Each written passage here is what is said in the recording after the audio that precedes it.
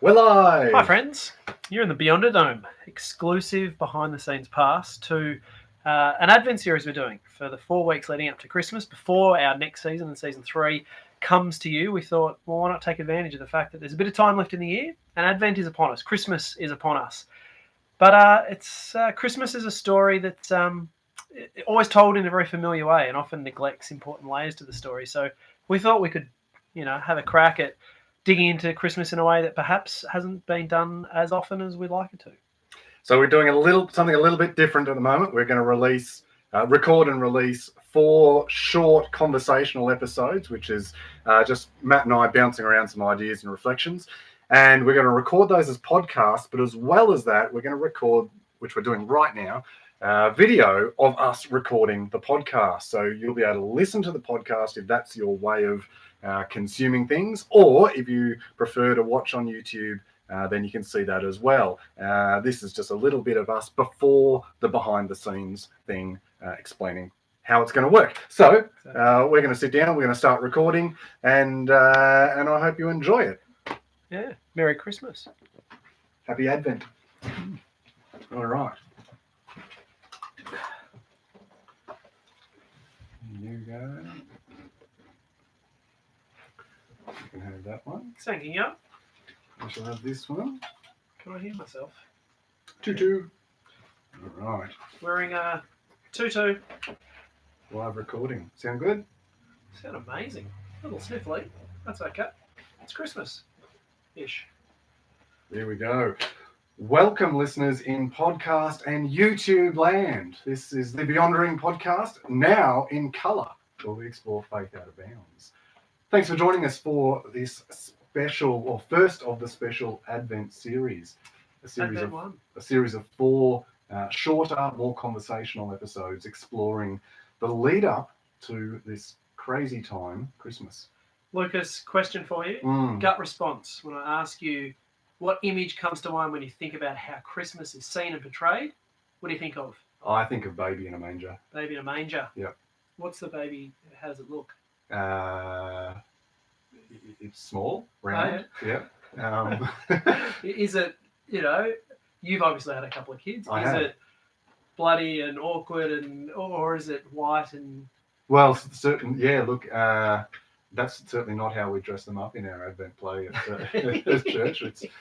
There's tea towels that are sort of being used as costumes. There's two-dimensional flats, like with a painting of nativity scenes of animals and things like that floating around as well, and very prickly straw. Yeah, I was going to say, I'm always amazed by how prickly the straw is. Like, this is not a bed for it. Just chuck them on the ground. That's Surely right. The ground's better than the straw.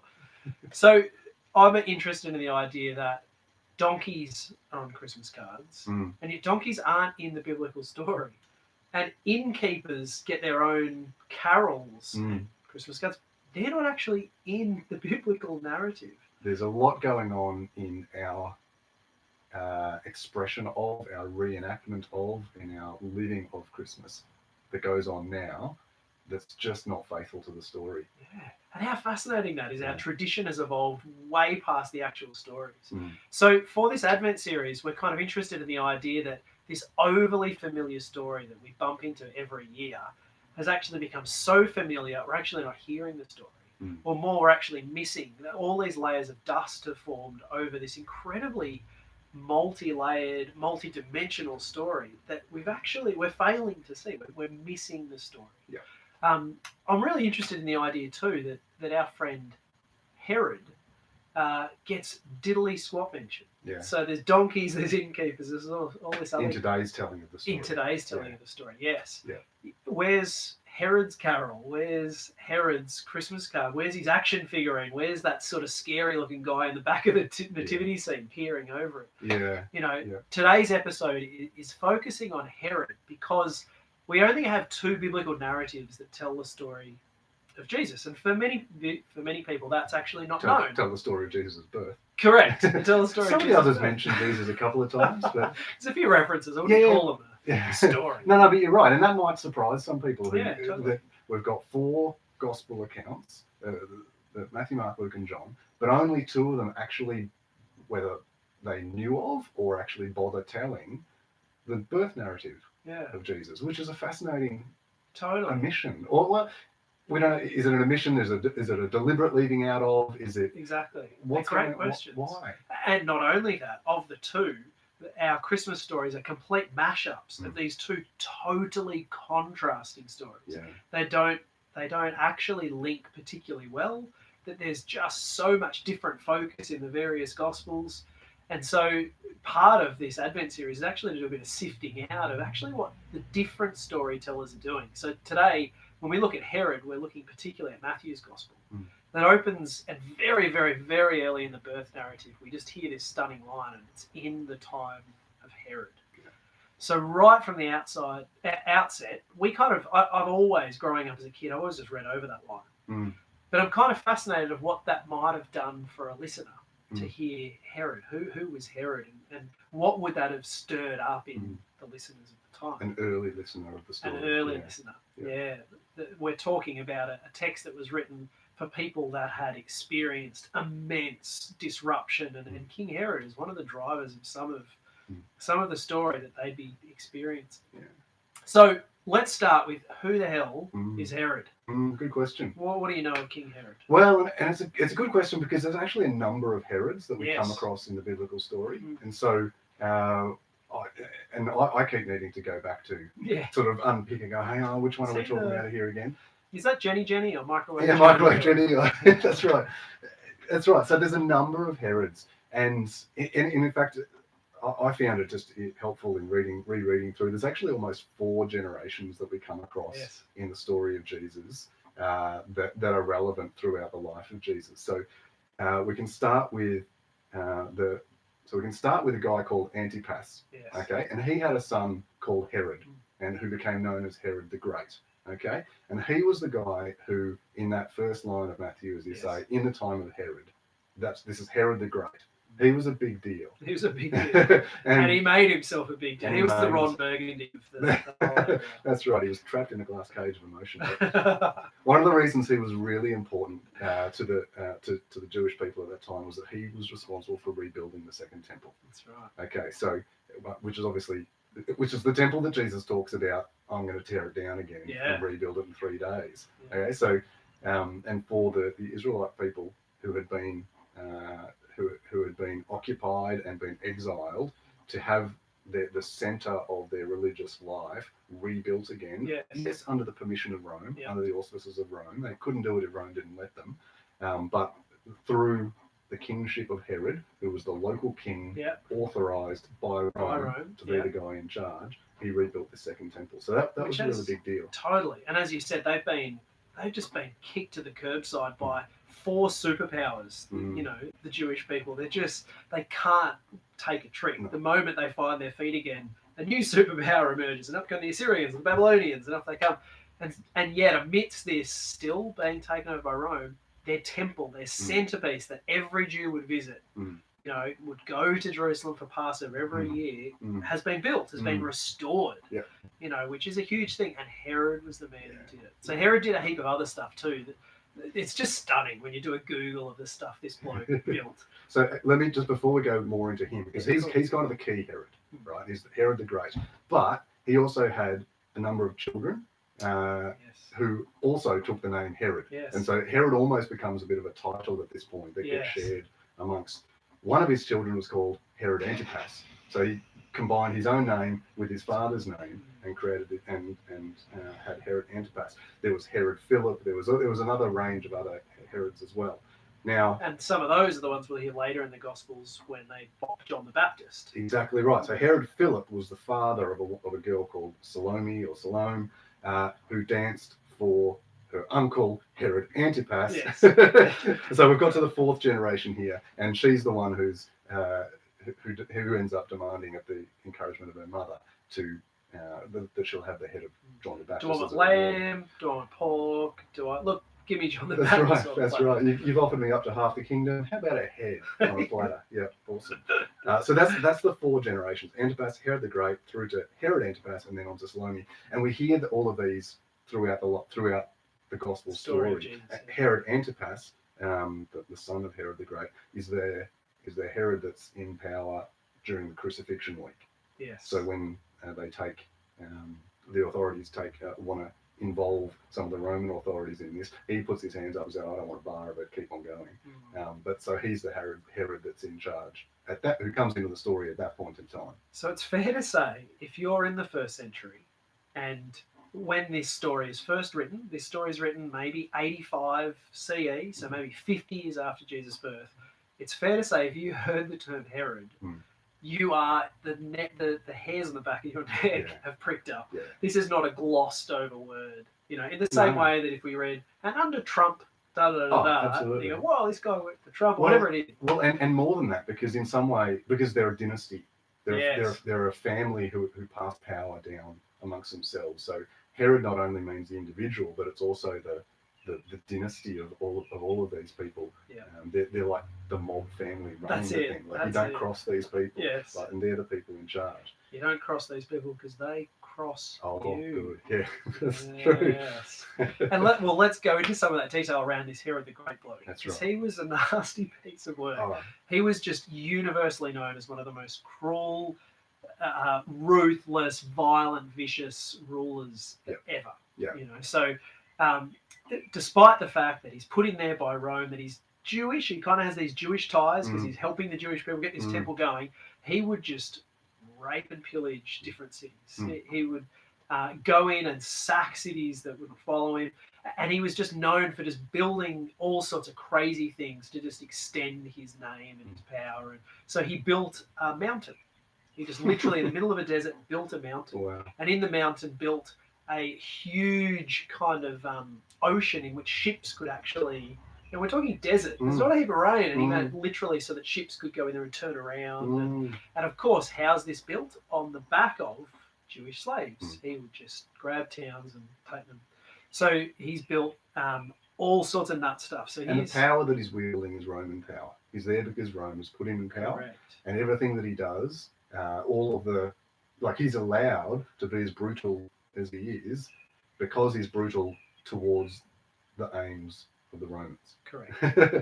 So he's not doing anything anti-Rome. He's the guy, and he is Jewish. There's no doubt that. And I mean, I've read different things, but I've listed up to 10 wives that he's had. Correct. And so, and apparently, one source described him as quite cosmopolitan because all of his wives were from like different cultures and different races. And lovely. Yeah, that's right. So he's collecting the whole set. He's got a rainbow family going on. Exactly. And he had 14 kids to 6 of those wives. So he also spread his love around. Well, that's right. But there's no. I suspect that he's marrying strategically. Sure. Well. So one of his wives was related to... That's a real conspiracy. No, I know, right? One of his wives was part of the Maccabean group in the Jewish people, and through her, he actually has some claim to Jewish kingship.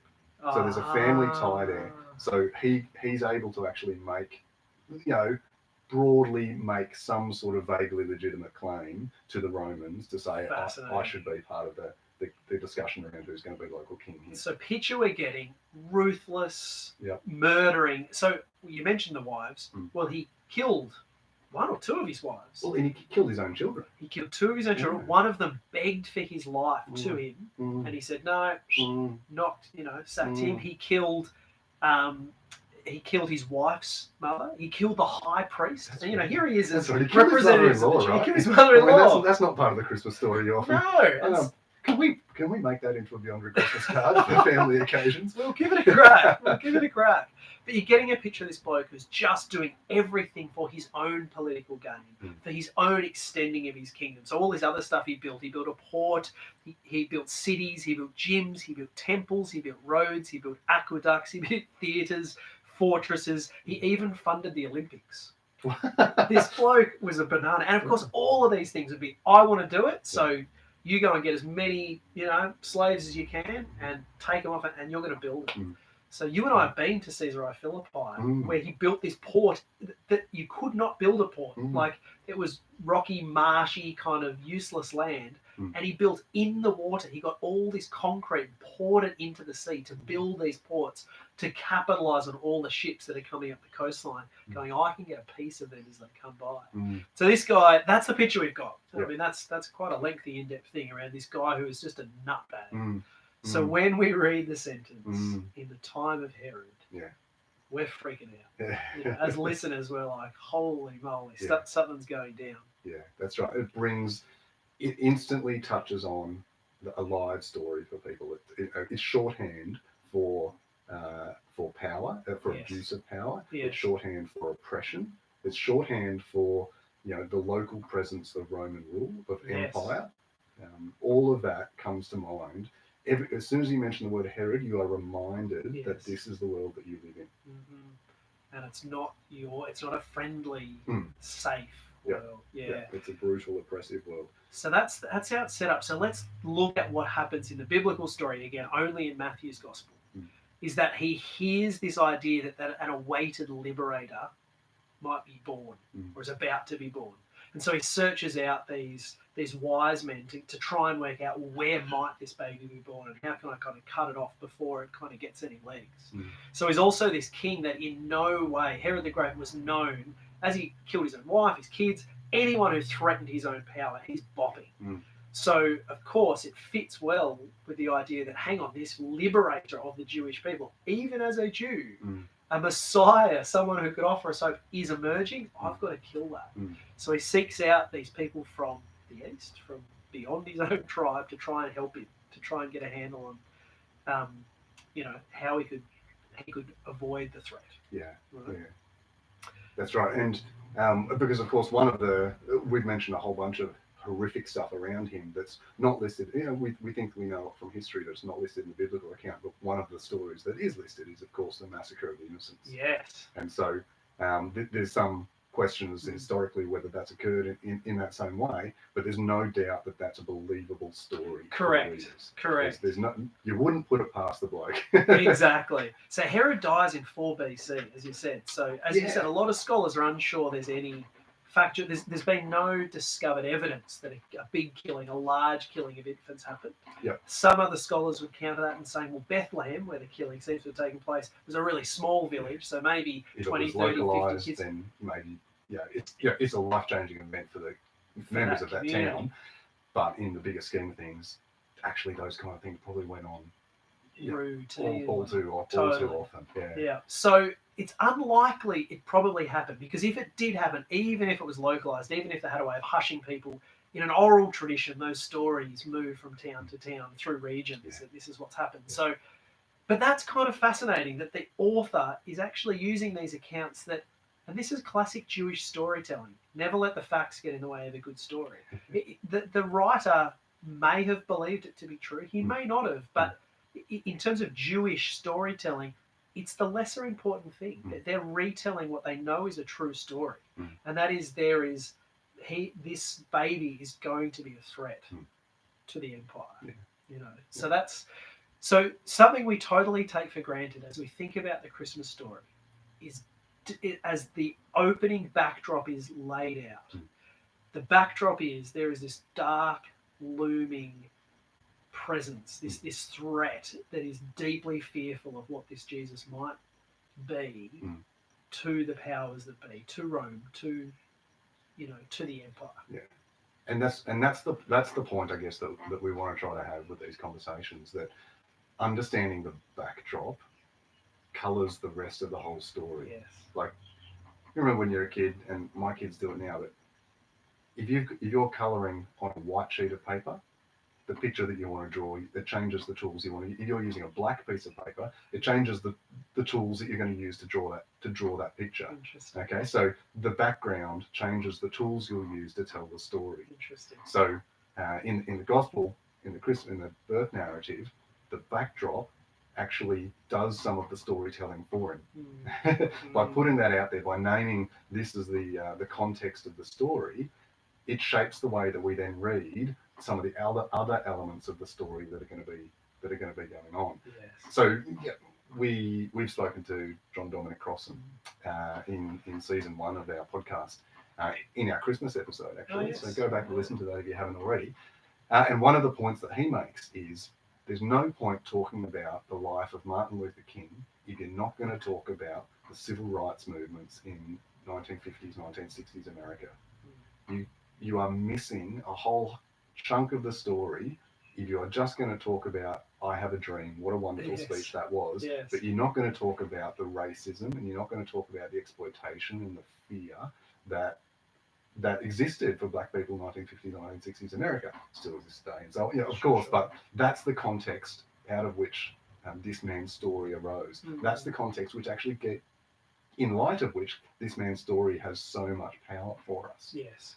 Likewise, and we might talk about some of the terms that are used to describe Jesus because of this, because of the political context at the time. You can't say today, I'm going to make something great again without it touching on Trump. Correct. Because he says, make America great again.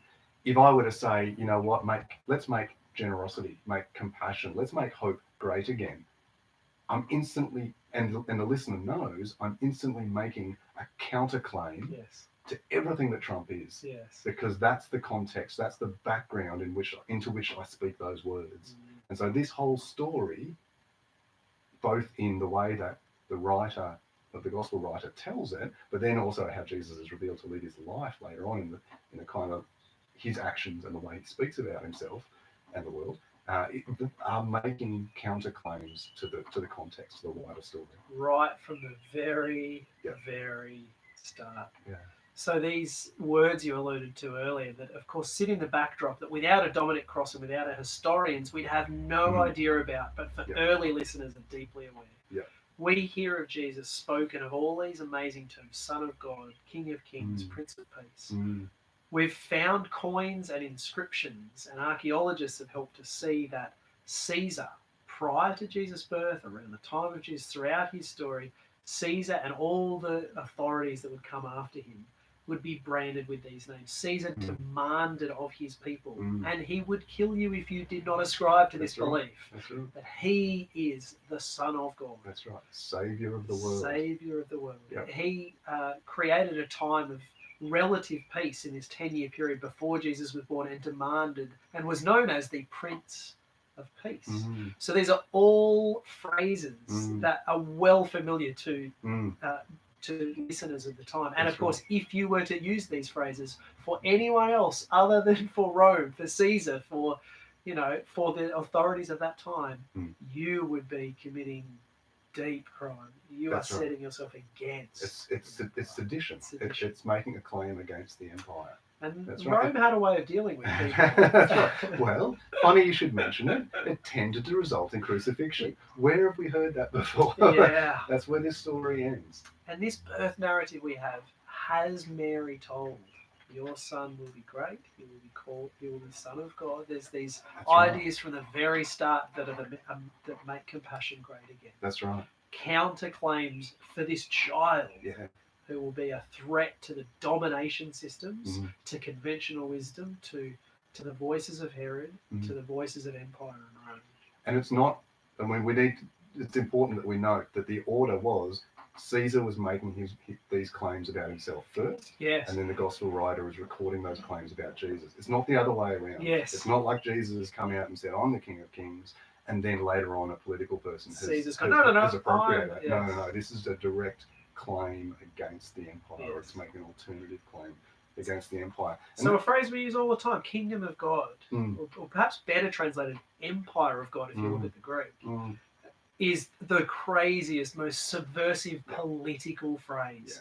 Because he's offering this idea of, you know about the kingdom of Rome, the empire of Rome, but I offer you a different way, an alternative, a counterclaim that is an empire of the reign of God's love. An empire that will look very different to that of Rome. And when you talked about, just a moment ago, you mentioned that Caesar, brought about a period of nominal peace and stability. This is this Pax Romana, peace under Rome.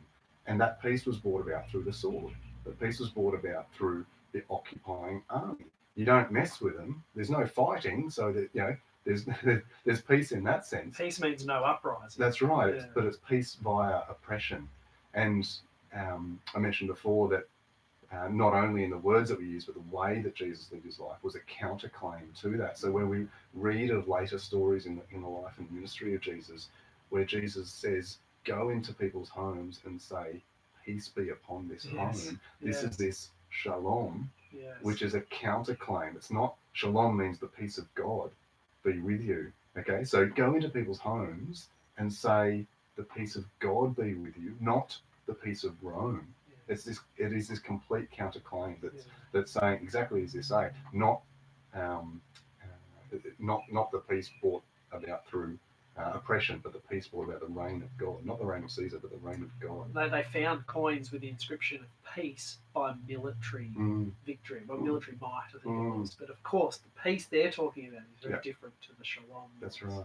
That's right. So the only other caveat I find really interesting is it may not be historically accurate that Herod went and killed all these babies. It may have been, but historians, archaeologists question its validity.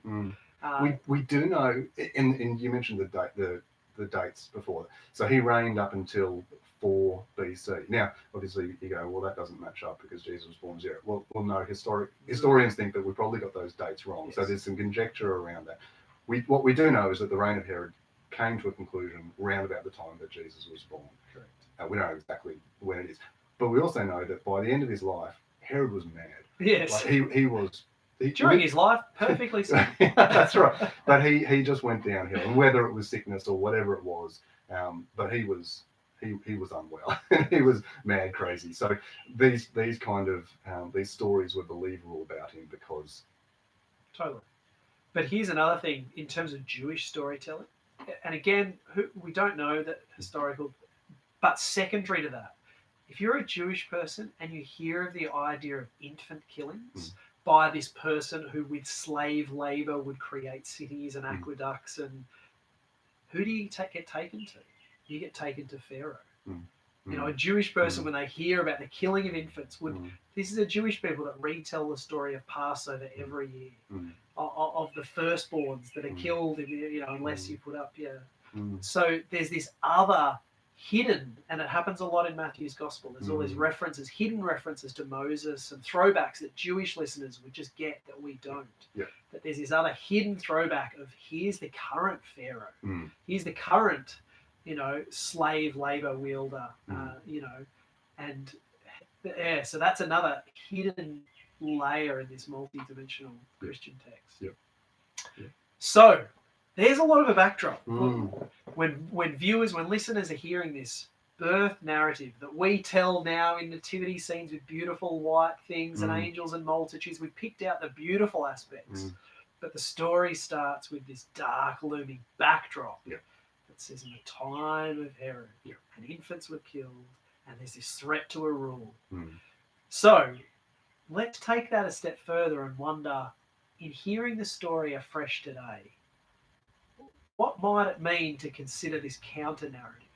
To know that the voice of Herod is not a voice back then. The voice of Herod is any voice which makes a claim, an empire-like claim, that is unchallengeable, that is the one, my way or the highway. The voice of Herod is still here today on all sorts of levels. For you, when you think about the voice of Herod, but this counterclaim of the voice of Christ, where are you taken to? Yeah, so reflecting on it as the background context story is the way we've described it. I was struck by the description in some of the reading I was doing that described Herod as a client king.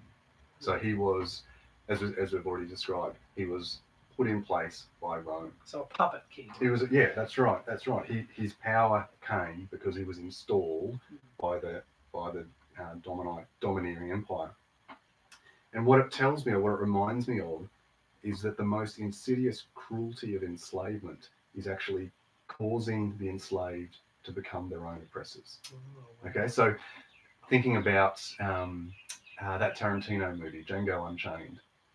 You haven't seen it? Okay. The Samuel L. Jackson character. Okay, he's in a lot of Tarantino films. Okay, so he's a black man who actually works alongside the white slave owner to help enslave other black men. Wow. Okay, so, and this is the most insidious, cruelest parts of oppression and slavery, is actually, in a way, forcing someone to become their own slave master. Mentally, psychologically, breaking people to the point where they are willing to oppress even their own kin, their own kind, their own selves, to in order to survive within this oppressive system.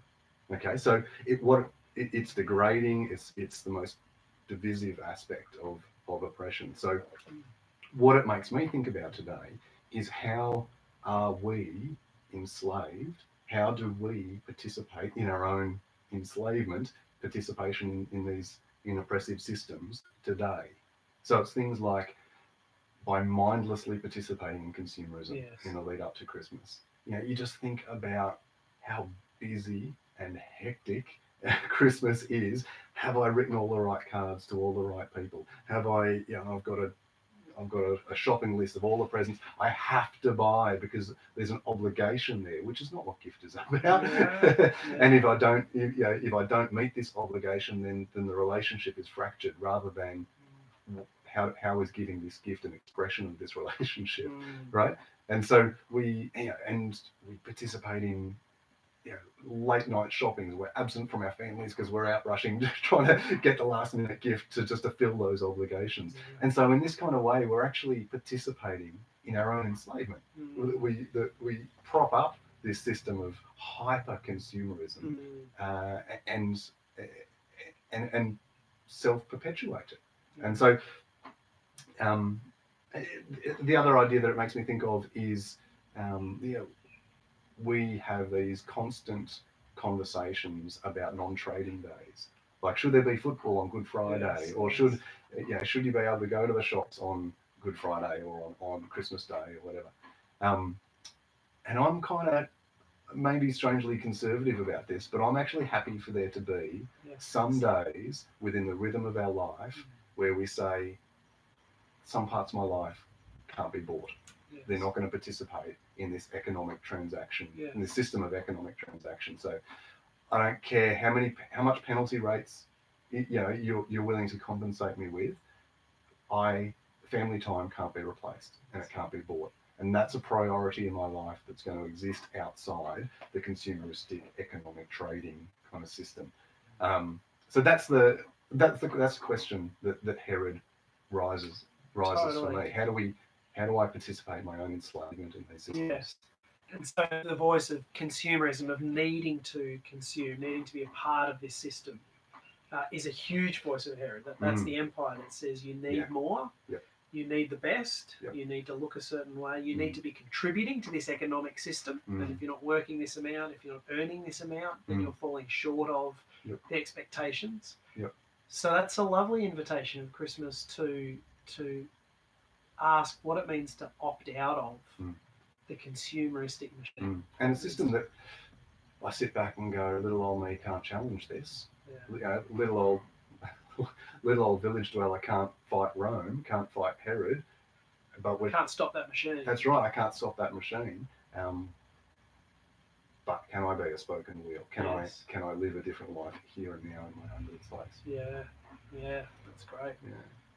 I think too of the voice of Herod for me. One of them, and again on a very macro kind of political sort of setup, is just the idea of nation v nation. The idea that that we are a kingdom that needs to be protected, and even the idea of borders and countries is actually a fascinating idea. They actually don't physically exist, but we've delineated spaces. Of course, there's some practical necessity to that. But of course, what it bleeds into, these unhelpful Herod voices, is that those beyond these borders are a threat, or that our borders need to be protected, or that others that come across those borders in some way threaten or could threaten our way of life. And there's this kind of fascinating idea in Australia, particularly, where as an island nation, we can protect our borders in a way that not many other countries in the entire world can. But it does create this sense of threat of other.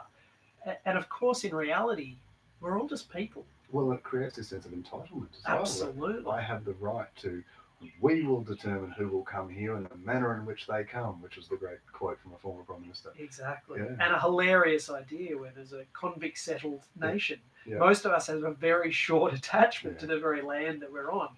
aside from our Indigenous brothers and sisters who've been here 60,000 years, but for many of us as Western, and borders European are settlers. borders are a completely human construct. They're an agreement between us. They didn't exist before humanity came along. Totally. I think it was Russell Brand I heard talking about saying dinosaurs didn't walk around going, "Well, I'm a Belgian dinosaur."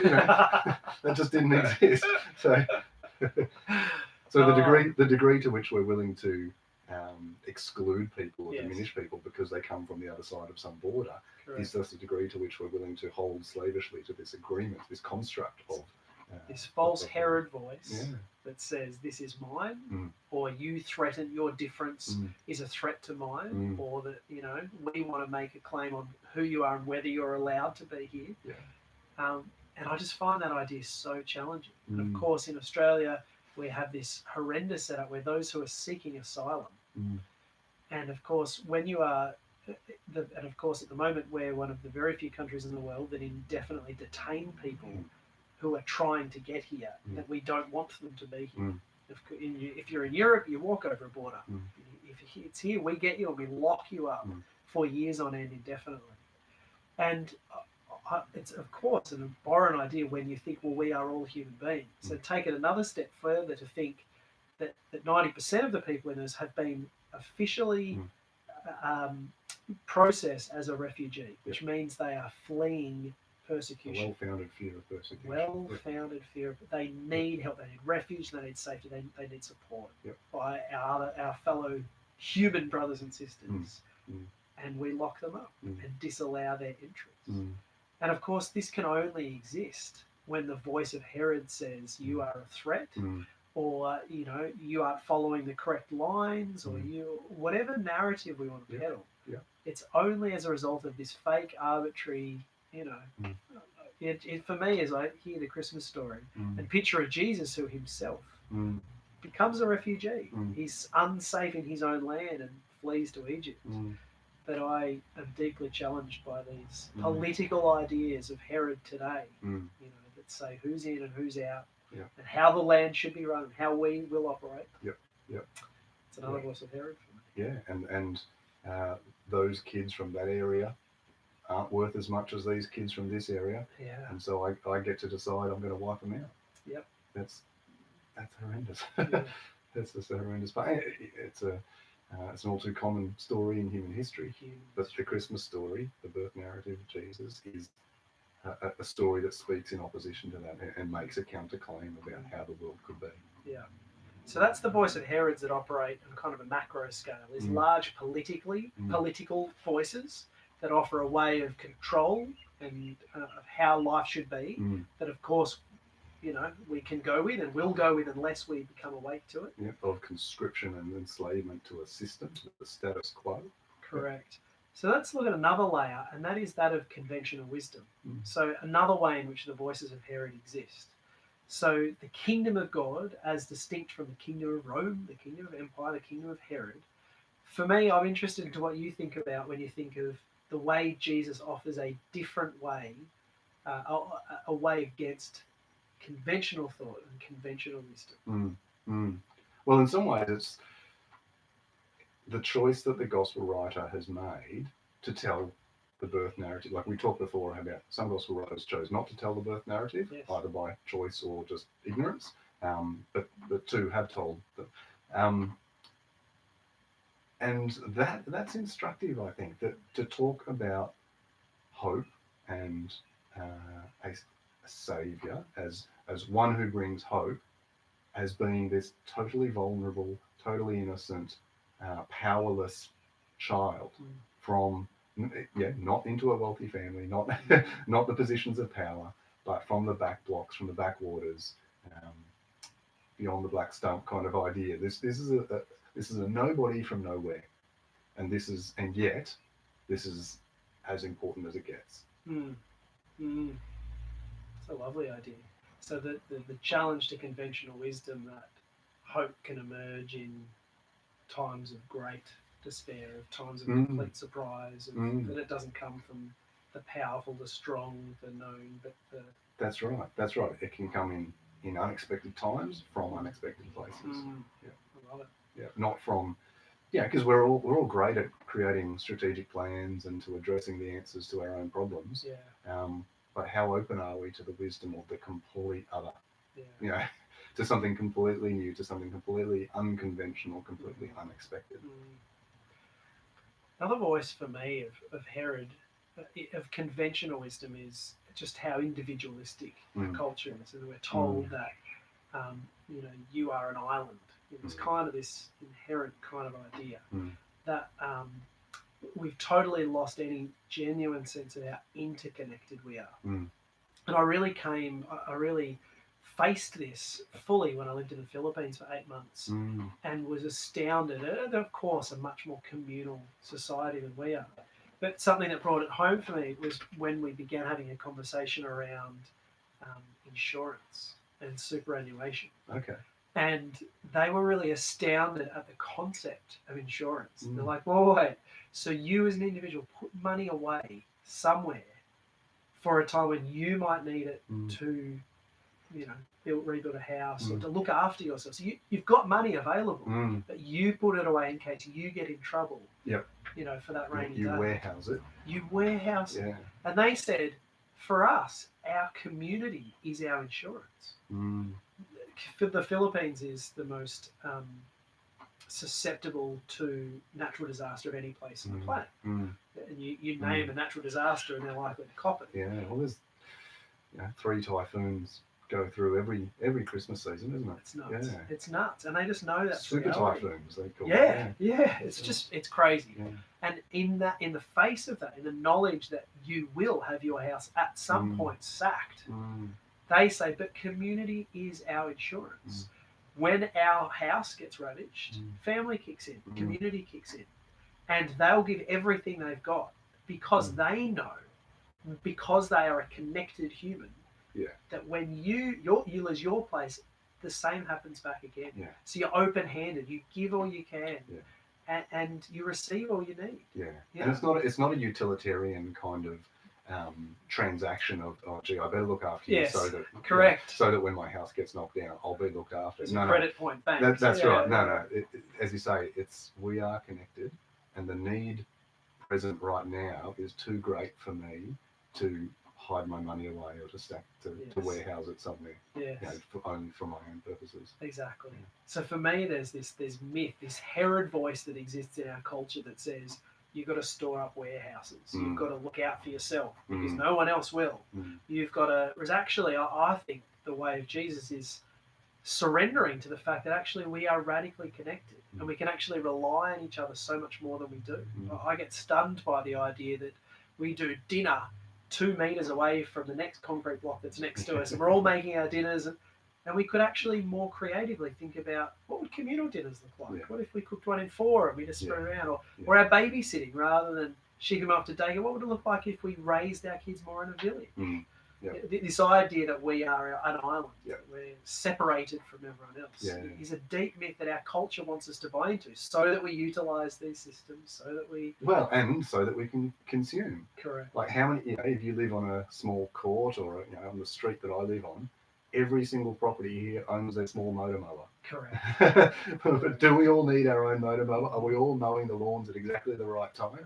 Or couldn't we have one that we actually share with our neighbour? Because that's not something that I'm using 24 hours a day. Absolutely. So a voice of Herod that says you're an individual, and of course that creates those levels of fear and of a need to shore up your own, and as opposed to surrender to the fact that if you live open-handed, people will care for you and you will find life, and that's a total counter-narrative. So this macro socio-political Herod voice that we can see quite strongly, but also these subtle conventional wisdom Herods that are all around us. That's right. That actually, other ones for me is just the inability to be vulnerable. As a man in today's culture, the messages are, of course, don't cry. Don't show weakness. And it's breaking down. There's no doubt about that. But it's this conventional myth that you're stuffed if you show your weaker side. So as opposed to the message of Jesus, which says that that's a false myth. Actually, it's in our brokenness and our vulnerability that actually others can draw near to us and offer us support and solace, and that we actually find peace and actually we find that we are not alone. We are connected. You know, but they're the Herod voices that kick in if unchallenged. So a final level, that's kind of the macro-social. That's kind of the conventional wisdom that we all hover around, whether we even realise it or not, whether Herod's... And again, that's why Herod's such a great analogy as a backdrop. We're not even aware that there's these subtle messages that say, don't be vulnerable, or you are an island. But finally, I'm interested in the idea of the Herods that crop up in our inner worlds. Is there anything you'd offer in terms of the Herod voices within you? Say a bit more about it. I love the idea of Herod almost being akin to our ego. Okay, yeah. You know, this idea, this Herod voice in my head that says you need to be in control. Yep. You know, you can't appear weak. Yeah. It says you need to create a domain and protect it. You know, that says you need to look right. You need to have an image that others like. You know, all these kind of voices that, again, if unchallenged and part of being a human being, just seem to form naturally as we become self-aware. They just crystallize that when I do this, people laugh. When I act in a certain way, I gain friends. And this Herod voice crystallizes that says that's how you keep control. That's how you make it in the world. That's how you survive, you further, you succeed, you look good, you whatever it is. So some of that's the internalization of the external Herod voices, like I talked about becoming your own enslaver. Because we take on those messages of, as you say, you're a bloke, you shouldn't cry. Yes. You need to be tough. We internalize that because this is what a man looks like, so this is what I'm going to be. But then you're right.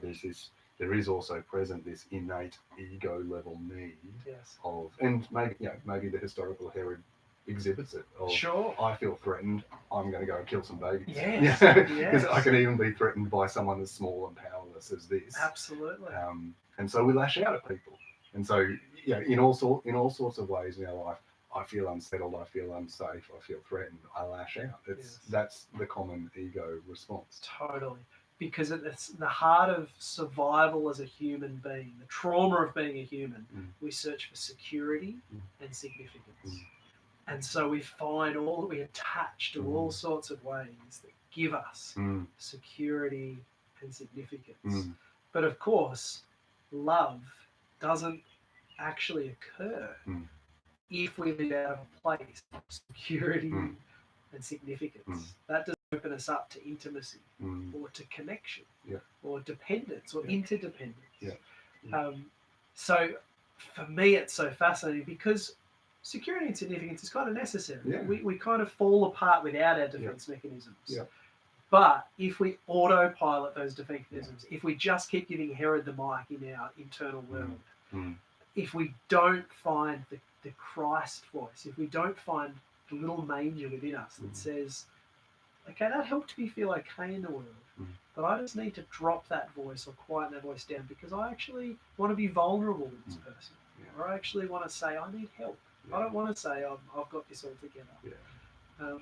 And it's interesting, these all relate really strongly to each other, but there's really strong research that suggests that one of the strongest factors for a person to feel safe in their neighbourhood is if they know the names of their neighbours. Okay, so just by knowing the names and the faces of the people you pass on the street, you're out of the mailbox, you're putting the bins out, you see them, by knowing, and how often, honestly, how many of us don't know the neighbours? Let alone over the road from us, let alone 2 houses down, 3 houses. But one of the biggest contributing factors to society, a community feeling safe is knowing their neighbours. So that means that opening yourself up, being vulnerable. I feel awkward. I feel awkward knocking on my neighbour's door and going, we're going away for a couple of days. Can you collect my mail? Sometimes it's easy. Let's just let it bank up, and it will be fine. But so there's this vulnerability of opening yourself up to the wider community, and that's metaphorically for our individual story as well. Opening ourselves up to others, but that safety, that security, that significance is actually a byproduct of that connecting through vulnerability. And for me, in terms of my own counselling journey, it actually means naming those voices within me. Mm. My next door neighbours that I avoid. What are those voices that in naming I actually feel safer? Yeah, I have that voice that actually makes me laugh along with other things, even if I don't agree with it, because I'm just wanting to connect. And those voices that actually are shameful voices, but actually when I name them, when I know the name of them, that's it. It's an internal Herod voice that actually just doesn't have any power anymore. He's no longer the puppet king that takes all in his wake. He's actually a mad, fairly fruitless bloke who's on his way out. Who's racked by desperation. Who's racked by fear. Try and just uphold himself. Yeah. Totally. Who's deeply suspicious that maybe this isn't the only way. Yeah. So let us finish then this conversation with just an affirmation that that this story tells us as you prepare yourself for Christmas, as we experience Advent, which literally means the coming, and as we prepare ourselves and wait in anticipation, as we reflect on the reality of horror in this world, the reality of fear, of famine, of flood, of fire, of hatred, of violence, of exploitation and oppression. That's as real today in our lives, in big ways, in macro ways, in micro ways, as it was in the time of Jesus. But the claim that the Christmas story is making, that the birth narratives of Jesus is making, as we said, in the time of Herod, it's painting the reality of that story.